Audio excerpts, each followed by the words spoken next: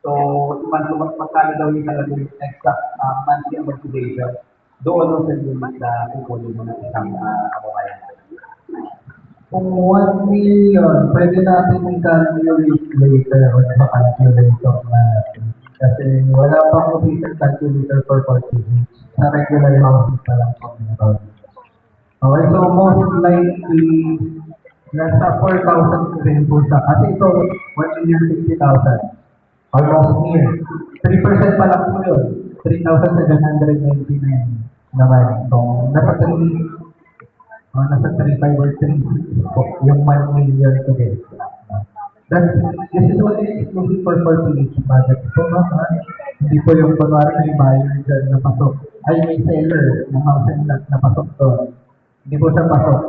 Kaya hindi siya pwede sa interest rate natin. Iba po po yun. Regular house.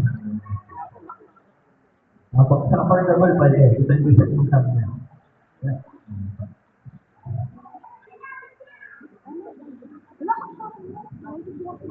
Question ko po ay para kay Bukan.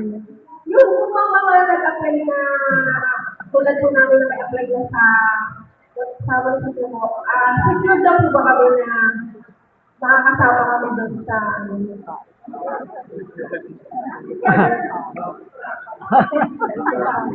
Oo nga. Ay, may training list na kayo? Oo. Ayun!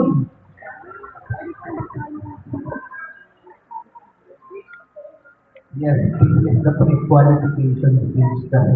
Ganun ko nakapalit na natin. Yes, ma'am.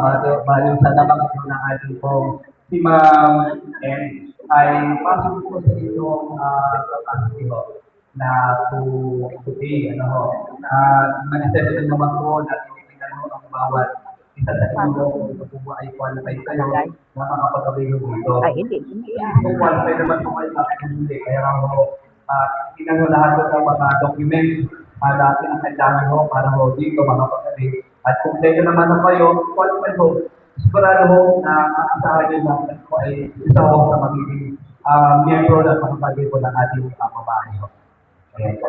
Maraming salamat po. Jihan, paano naman namin malalaman kung talagang makakasama kami doon? Kasi kaunang namin. Okay. Paano naman malalaman? Ulit po sa pagkakalina na ako, sir, ayun, may mga documents tayo pinaprocess ko ng isang ano ay kwalifikado kayo. Kung po yung mga kinakailangan ng requirements na completed. At kaya niyo po kung pagbayad po sa yung biniging monthly motivation bakit po yung sila naman po yung sigurado po ba dapat sila po ay mga kasama doon sa application nila. Kung sila po ay naka-complete na ho ng mga documents, kayo po yung makasigurado po na kayo ay makakasama. Yan po. Diyan po ang magsabi.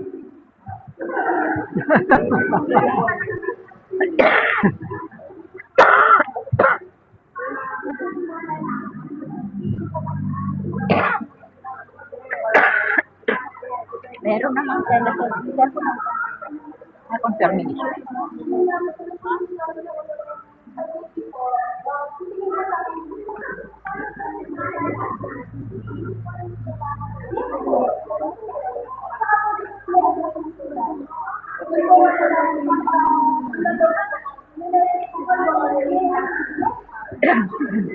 hindi ko sumawala.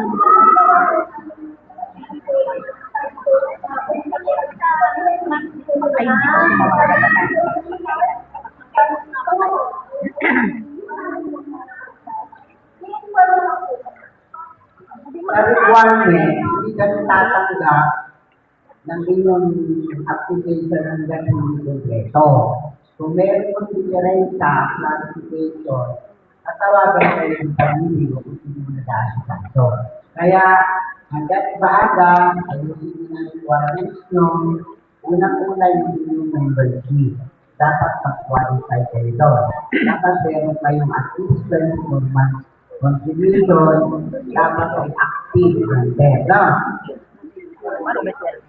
48, 7 and 12 months. Kung 3 months pa lang, pwede yung advance. 12, that's 3. Qualify na kayo.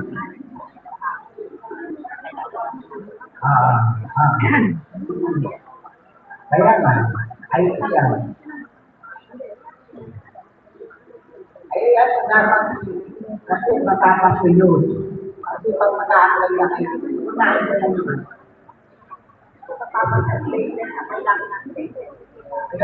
Pati para ma-extend po, tama rin po na si University Developer after makontak sa inyo. Kasi bago pa po accredited yung project, train po namin si developer at hindi yung mag-pag-ibig na rin. Hindi na makukulit na per batch ng application.